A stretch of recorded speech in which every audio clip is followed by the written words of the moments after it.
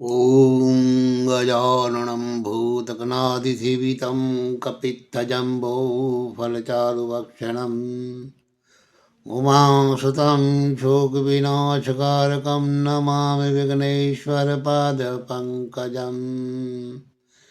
श्रीगणेशाय नमः।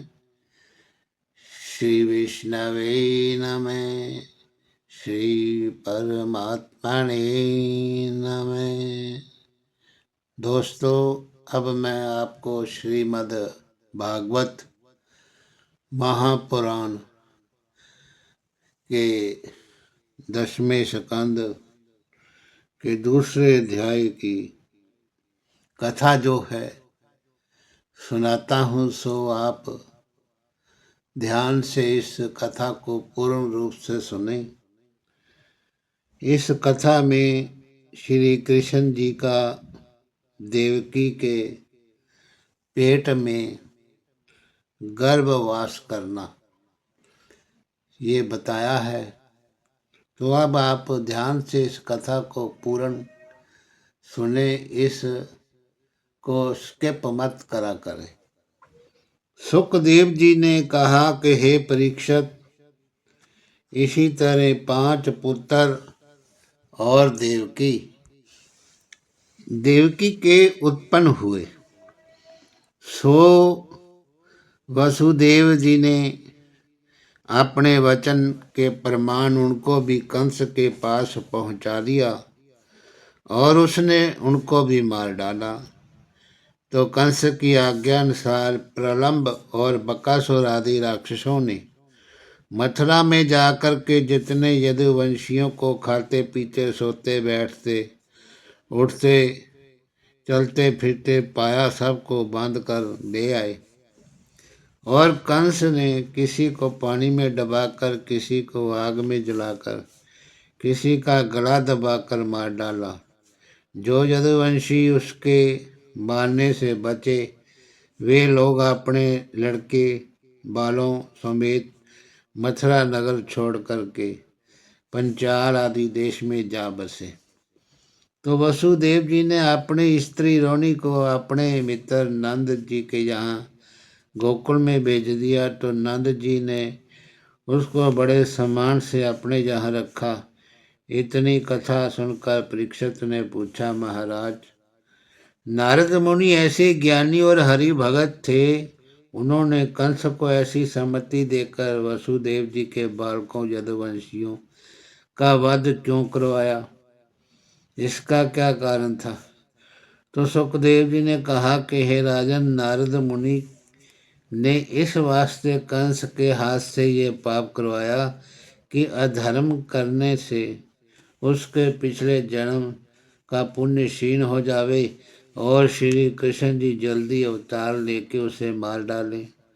सो हे परीक्षित, जब कंस देवताओं और ऋषिवरों को, जिन्होंने यदुकुल में जन्म लिया था, अनेक तरह के दुख देने लगा और उसने वसुदेव जी के 6 पुत्र मार डाले, तब वसुदेव और देवकी ने हरि चरणों का ध्यान करके बड़ी करुणा से विनती की कि हे महाप्रभु, कंस हमको निवंश किए डालता है और अब जल्दी सुधि लेकर के हमको दुख से छुड़ावो।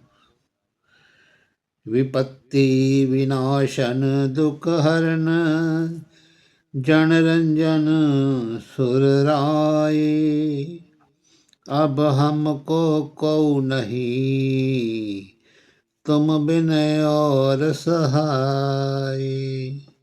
जब इसी तरह वसुदेव और देवकी ने अति विलाप किया, तब पार ब्रह्म परमेश्वर अंतर्यामी दीन दयालु ने ये विचारा कि देवता और मुनि आदि मथुरा वे गोकुल में जन्म ले चुके हैं। अब पहले लक्ष्मण जी बलभद्र नाम से, फिर हम वासुदेव के नाम से, भरत जी, प्रद्युम्न, शत्रुघ्न, निरुद्ध और सीता जी रुक्मणी नाम से संहार में अवतार लें। ऐसा विचार कर उन्होंने गर्भ बलभद्र जी का देवकी के पेट में स्थिर कर दिया, अपनी आँख से योग माया देवी रूप को प्रकट किया। तो जब देवी नारायणी जी की सामने हाथ जोड़कर खड़ी हुई। तब उसने कहा कि तुम भी मथुरापुरी में, जहाँ राजा कंस मेरे भक्तों को दुख देता है, जाओ और सातवां गर्भ बलभद्र जी का, जो देवकी के पेट में है, उसे निकालकर रोनी के पेट में धर दो। ये भेद कोई दुष्ट ना जाने। इस काम के करने से कलयुग में तेरा नाम दुर्गा देवी होगा और तेरा बड़ा महात्म्य होगा। संसारी जीव तेरी पूजा करने से अपना मनोरथ पावेंगे। संसार में बलभद्र जी का नाम संकर्षण और बलराम आदि तथा तेरे भी अनेक नाम होंगे। ये काम करने के उपरांत तू यशोदा के गर्भ से जन्म ले और हम भी वसुदेव जी के घर जन्म लेकर गोकुल में आते हैं। ये बात सुनकर पार ब्रह्म परमेश्वर की योग माया परिक्रमा करके मौनी रूप से मथुरा में आई और देवकी जी के पेट से बलभद्र जी को निकाल लिया और गोकुल में ले जाकर रोनी के पेट में धर दिया। पर ये हाल रोनी को कुछ नहीं मालूम हुआ। योग माया ने वसुदेव और देवकी को स्वप्न दिया, मैंने तुम्हारा लड़का गर्भ से निकाल कर रोनी के पेट में डाल दिया है। तुम किसी बात की सोच मत करना। ऐसा स्वप्न देखकर वसुदेव व देवकी नींद से जागकर आपस में कहने लगे कि भगवान ने ये बात बहुत अच्छी की, पर गर्भपात होने का हाल कंस से कला देना चाहिए, नहीं तो वे पीछे ना मालूम क्या दुख देवे। तो जब वसुदेव जी ने ऐसा विचार करके एक चौकीदार से गर्भ गिर जाने का हाल कंस से कहला भेजा, तब उसने प्रसन्न होकर चौकीदार से कहा कि 8वें गर्भ रहने का हाल तुरंत कहना। इतनी कथा सुनाकर सुखदेव जी बोले कि हे राजन, जब श्रावण सुदी चतुर्दशी बुधवार को बलभद्र जी ने रोनी के पेट से गोकुल में जन्म लिया, तो योग माया ने यशोदा के उदर में जाकर गर्भवास किया और वैकुंठनाथ जगत के मंगल करने वाली देवकी के गर्भ में आई। तब उनका प्रकाश आने से देवकी का मुख सूर्य के समान चमकने लगा। तो कैद होने से पहले एक दिन देवकी व्रत रख के यमुना स्नान करने गई थी। वहां उसकी यशोदा से भेंट हुई। तो जब दोनों ने आपस में कंस के दुख देने की चर्चा की, तब यशोदा ने देवकी से कहा कि मैं अपना लड़का तुझे देकर तेरे बेटे का पालन कर दूंगी। उसके बाद दोनों ने अपने घर चली गई। जब देवकी के 8वें गर्भ रहा, तब कंस ने ये हाल सुनते ही बंदी खाने में जाकर बड़े बड़े राक्षसों का पहरा ठहरा दिया और वसुदेव से कहा कि तुम अपने मन में कुछ कपट न रख के 8वां बालक जब उत्पन्न हो, उसी समय मेरे पास पहुंचा देना। तुम्हारे ही कहने से मैंने देवकी को जीवित छोड़ दिया था। ऐसा कहकर कंस ने वसुदेव व देवकी के हथकड़ी में बेड़ी डालकर कोठरी में बंद कर दिया और ताला देकर अनेक राक्षसों की चौकी वहां बिठाकर तो वे अपने महल पे चला आया। उस दिन अति भय से उपवास करके सो रहा। दूसरे दिन फिर बंदी खाने में जाकर देवकी के मुख का प्रकाश देखकर कहने लगा कि जैसा तेज इस गर्भ में दिखलाई देता है, वैसा प्रकाश और गर्भों में नहीं था। इसलिए जान पड़ता है कि मेरा काल इसी गर्भ में है। जब राजा कंस को देवकी रूप हरि मंदिर का दर्शन करने से ज्ञान प्राप्त हुआ, तब उसने कहा कि देवकी को अभी मार डालता, पर संसार के अपयश वे पाप से डरता हूँ। ऐसा प्रतापी राजा होकर गर्भवती स्त्री को क्यों मारूं? ऐसा अधर्म करने से यश पुण्य और आयु की हानि होती है। तो जो बालक जन्मेगा उसी को मारूंगा। ये विचार करके वे अपने घर चला आया और रखवाली करने वालों से कह दिया कि जिस घड़ी बालक उत्पन्न हो उसी समय मुझे संदेश देना। चौकी रहने पर भी अपने प्राण के डर से नित्य वहां जाकर शुद्ध ले आता था। तो गर्भ का तेज देखकर आठों पहर उसके खाते पीते चलते फिरते बाल रूपी कृष्ण जी की मूर्ति दिखाई देती थी। सो उस रूप के डर से दिन रात वे व्याकुल रहता था। वसुदेव देवकी दुख से व्याकुल होकर हरिचरणों का ध्यान करते थे। जब गर्भ के दिन पूरे हुए तब श्याम सुंदर ने वसुदेव वे देवकी को ये स्वप्न दिया कि तुम शोक चिंता छोड़कर धैर्य रखो, मैं जल्दी अवतार लेकर तुम्हारा दुख छुड़ाता हूँ।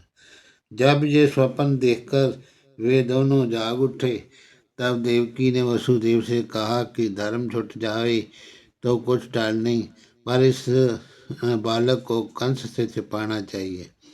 ये सुनकर वसुदेव जी बोले, हे प्राण प्यारी, इस बंदी खाने में पड़े हैं, किस तरह छिपावेंगे। ये कहकर वे दोनों अति विलाप करने लगे और रोने लगे। तब उसी समय ब्रह्मा और महादेव जी आदि देवता इस रूप से जिसमें उनको कोई ना दुख देखे वहाँ आए और हाथ जोड़कर वेद मंत्र और गर्भ स्तुति करने लगे कि हे पार ब्रह्म परमेश्वर सत्य रूप, आप तीनों काल के सच्चे रहते हैं। इस वास्ते हम लोग तुम्हारी शरण में आए हैं। ये संसार रूपी वृक्ष आपकी माया से उत्पन्न होकर तुम्हारे आश्रय पर रहता है। इसकी रक्षा व पालना करने वास्ते आप अनेक रूप धारण करके सब जीवों को सुख देते हैं। जो भक्त तुम्हारे नाम का स्मरण व स्वरूप का ध्यान करता है उसके भव सागर पार उतरने में कुछ संदेह नहीं रहता। और जो लोग अपने ज्ञान व तप व यज्ञ आदि शुभ कर्म करने का अभिमान रखते हैं तो तुम्हारी भक्ति नहीं करते, वे अवश्य धोखा खाते हैं। यज्ञ आदि कर्म करने से मुक्ति नहीं होती। तुम्हारा प्रकाश सबके तनु में है और सबके तनु में बराबर रहकर पाप व पुण्य का गवाह होता है। आप किसी के दुख व सुख से कोई मतलब नहीं रखते। सो है पार ब्रह्म परमेश्वर, यदि आप सगुण अवतार धारण न करें तो संसारी जीव किस नाम का स्मरण करके किस लीला को गाकर भवसागर पार उतरे। आप जन्म व मरण से रहित हैं, केवल अपने भक्तों का आधार करने के वास्ते ये अवतार लेते हैं। जिस तरह आपने मत्स्य कश्यप आदि अवतार धारण किया था उसी तरह अब भी पृथ्वी भारतार ने हरि भक्तों को सुख देने और अधर्मी राक्षसों को मारने के वास्ते यदुकुल में अवतार लेकर अपनी लीला कीजिए। देवता लोग ये स्तुति करके देवकी व वसुदेव से आकाशवाणी की तरह वे बोले कि जिनके दर्शन के वास्ते हम लोग त्रिभुवन में घूमते हैं और उनका दर्शन नहीं पाते, वही आदि पुरुष नारायण तुम्हारे यहाँ अवतार लेकर सब दुष्टों को मारेंगे और पृथ्वी का बोझ उतार कर तुमको सुख देंगे। तुम्हारी कृपा से उनका दर्शन हमें भी मिलेगा। अब तुम लोग कंस से मत डरो, उसकी मृत्यु जो है निकट आ गई है। वसुदेव और देवकी को ये आकाशवाणी सुनकर आश्चर्य हुआ और ये विश्वास हुआ कि अब जल्दी नारायण जी आकर हमारा दुख छुड़ाएंगे। इतनी कथा सुनकर सुखदेव जी बोले, हे राजन, इस तरह स्तुति करके ब्रह्मा आदि देवता अपने अपने स्थान को चले गए। तो अब आप तीसरे अध्याय की कृष्णावतार की कथा सुने। तो सुखदेव जी ने कहा कि हे राजन, जब वैकुंठनाथ गर्भ में आई तब सबको परमानंद हो गया। सब वृक्षों में ऋतु व अन्य ऋतु के फूल वे फल लग के नदी व नाले पानी से भर गए। मोर आदि पक्षी आपस में कलोल व बहार करने लगे। सबके घर में मंगलाचरण होने लगा। ब्राह्मणों ने यज्ञ करना शुरू किया। साधुओं के मन खुश हो गए। देवता प्रसन्न होकर मथुरापुरी फूल बरसाने लगे, आकाश में घटा छा गई। किन्नर व गंधर्वों ने बाजे बजाकर परमेश्वर के भजन गाना आरंभ किया। अप्सराएं अपने अपने विमानों पर नाचने लगी। भादों बदी अष्टमी बुधवार रोहिणी नक्षत्र में आधी रात को श्री कृष्ण जी महाराज जी ने इस स्वरूप से अवतार लिया। हेम वर्ण पीताम्बर माथे मुकुट अनूप, शंख चक्र अम्बुज गदा धरे चतुर्भुज रूप। कानन में कुंडल छवि छाजे, उर्मुख तन की माल बिराजे। मुख आबा कछु कही न जाई, भानुकोटि प्रकटे मनुआई।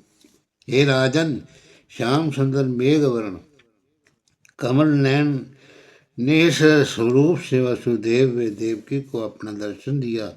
तब दोनों ने ज्ञान की दृष्टि से उन्हें परमेश्वर का अवतार समझा। हाथ जोड़ के विनय किया, हे त्रिभुवनपति अंतर्यामी, हम तुम्हारे चरणों को दंडवत करते हैं। जब आपकी स्तुति करने में ब्रह्मा, महादेव, शेष और गणेश भी समर्थ नहीं, तुम्हारे भेद वे अंत को नहीं पहुंच सकते, तब तुम्हारी हम सब की क्या समर्थता है जो आपकी स्तुति करें।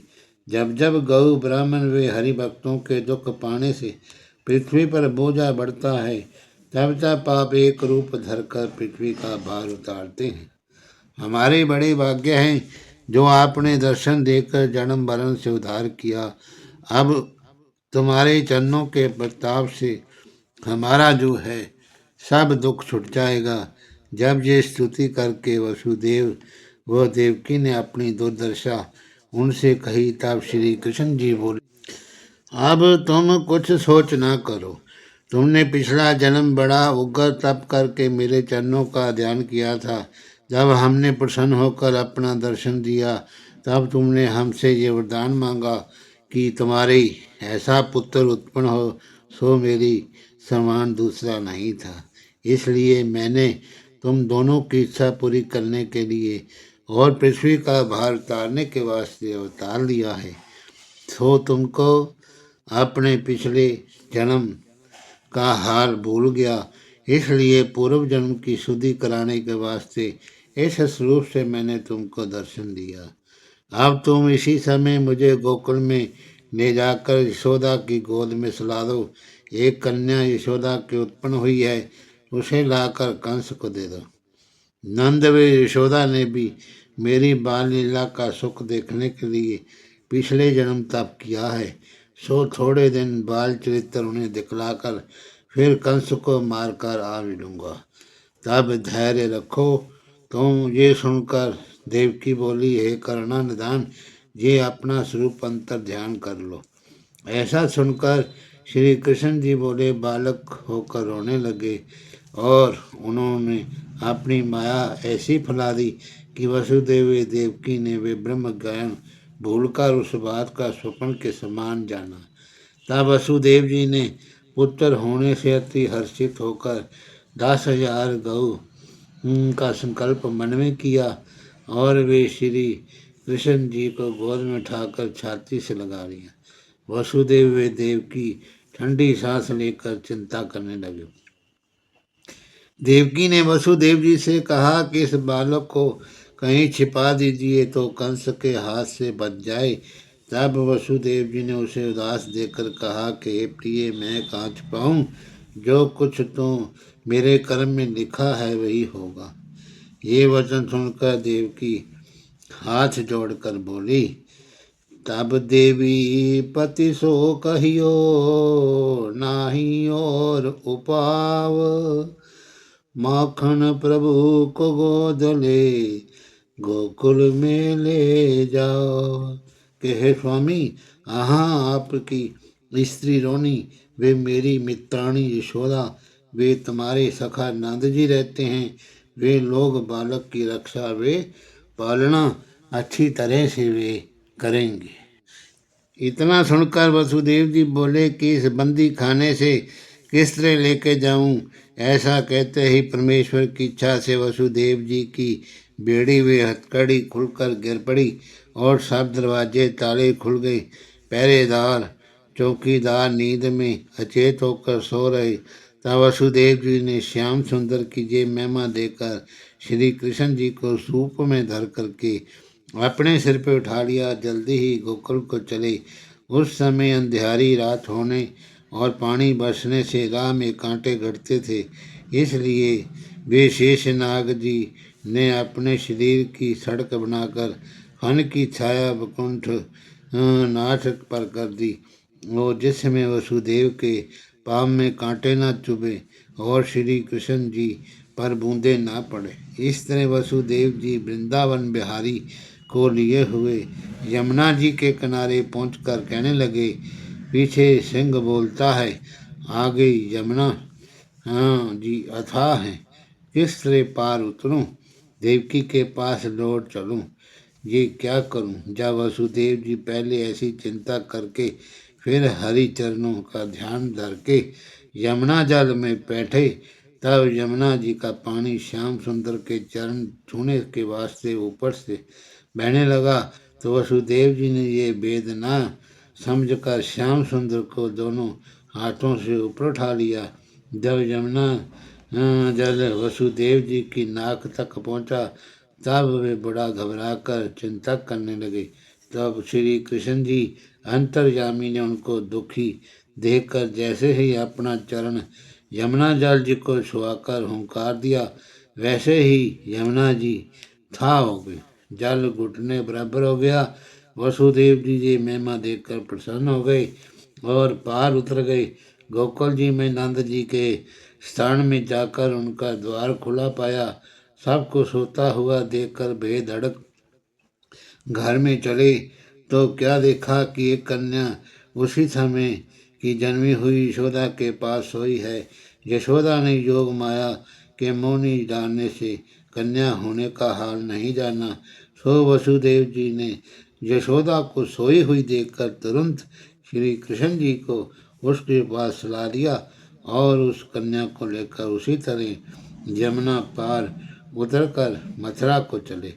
जब देवकी ने वसुदेव श्री कृष्ण जी को अंधियारी रात पानी बरसते में गोकुल में भेज दिया, तब वे रोकर पछताने लगी कि कदाचित कोई चौकीदार जाग उठे और कवाड़ खुले देखकर कंस से जाकर कह दे कि या राह में कोई वसुदेव को मिल जाए तो उनका समाचार कंस से कह दे, तो ना मालूम वे हमको कैसा दुख देगा।